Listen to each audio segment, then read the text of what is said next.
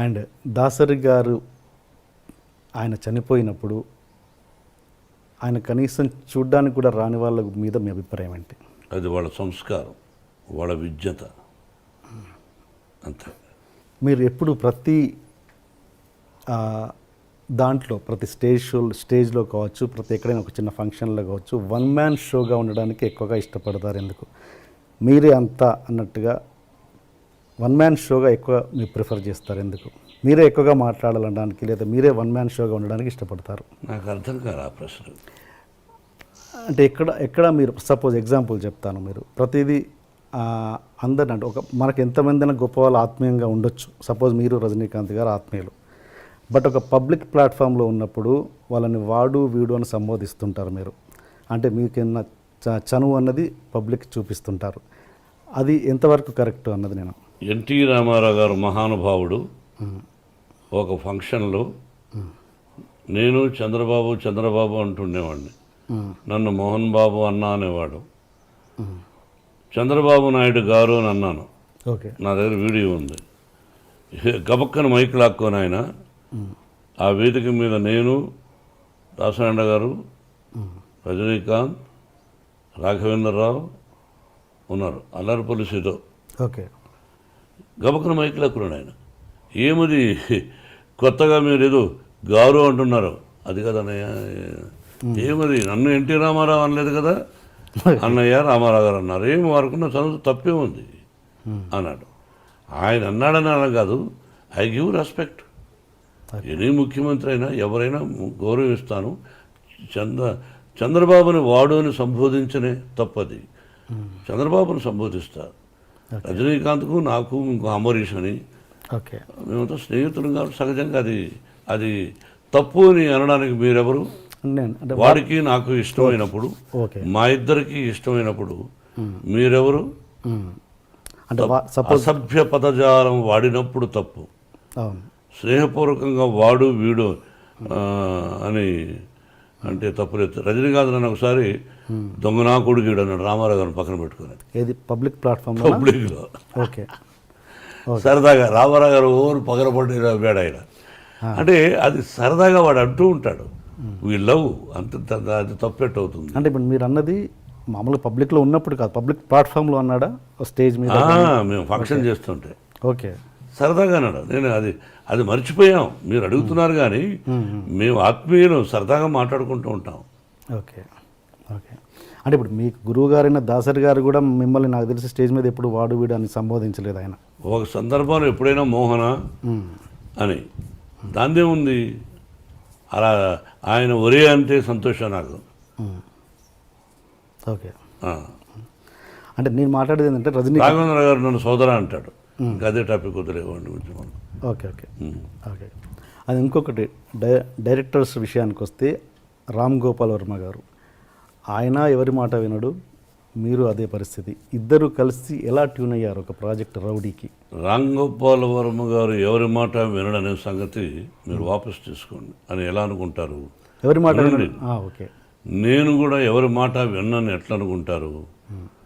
వినదగు ఎవరు చెప్పిన Ram Gopal Varma mother, sister, వాళ్ళ నాన్నగారు, ఆ ఫ్యామిలీ నాకు బాగా ఇష్టం. నాకు సన్నిహితుడు ఆయన కుమారుడు.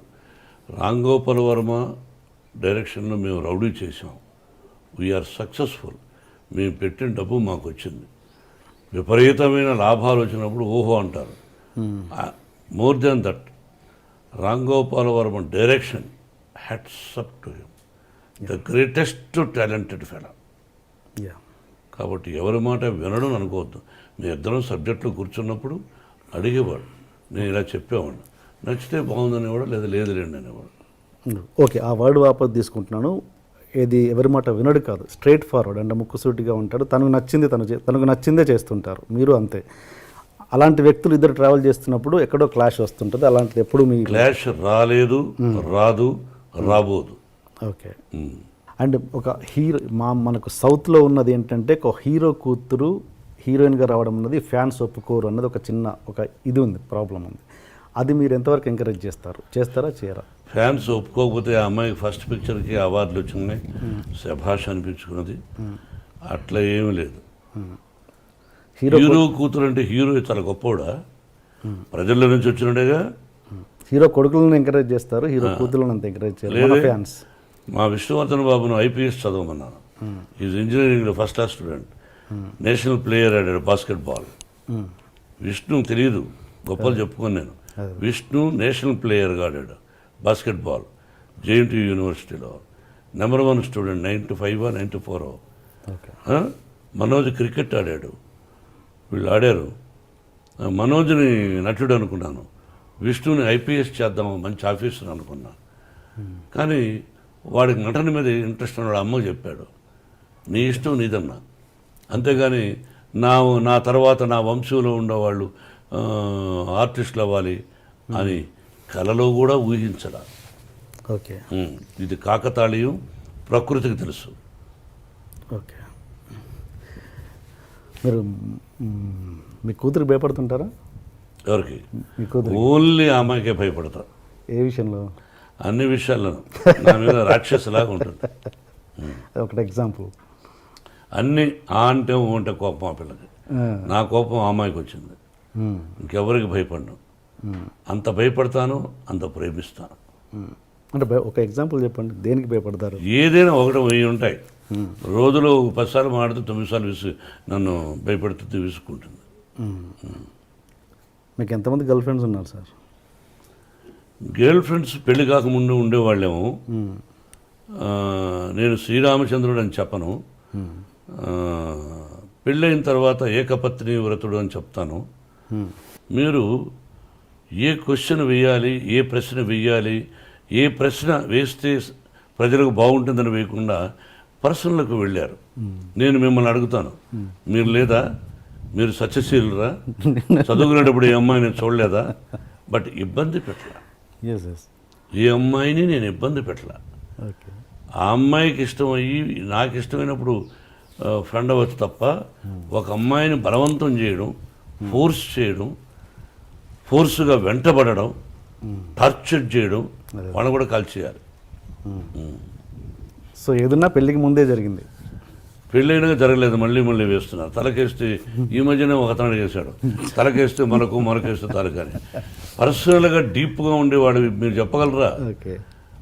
ఒక పత్రికాధిపతి అనవచ్చు, మీరు ఒక టీవీ అధినేతగా ఉండొచ్చు, మీ ఛానల్కి మీరు అధినేతగా ఉండొచ్చు, మిమ్మల్ని కూడా నేను ఇంటర్వ్యూ చేస్తాను. దిమ్మ తిరిగి మళ్ళా భోజనం కూడా చేయలేరు. తర్వాత మీ ఇంటికి మీ వైఫ్ కూడా రానివ్వదు. అలా అడగగలను నేను. మరి మీరు మమ్మల్ని వేస్తారు, మేము మిమ్మల్ని వేయకూడదు. మీరేమైనా దేవుళ్ళ? మీరేమి ఇలా వేయచ్చు అంటే మీరు సత్యశీలురా? శ్రీరామచంద్రుడా? సత్యహరిశ్చంద్రుడా? కాదు. మీకు కూడా ఎన్నో ఉన్నాయి. మేమేందుకు ఖాళీగా దొరుకుతామని? ఖాళీగా లేవు. నటులు ఖాళీగా ఉండడం.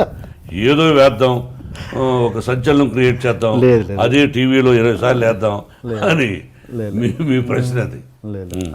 కాదండి. ఈ వయసులో ఒక విద్యాలయాలు పెట్టుకొని నేను ఒక 14,500 మంది స్టూడెంట్స్ నా బిడ్డలుగా చూస్తూ ఈ రోజున మీరు 40 నాకు పెళ్ళి దాదాపు 30 సంవత్సరాలు అయింది.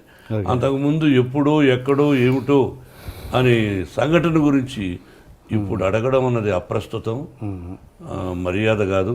మీరు అడిగారు, ఆన్సర్ చెప్పాను. మీరు వేయచ్చు, భయపడను, భయపడదలుచుకోలేదు. ఓకే.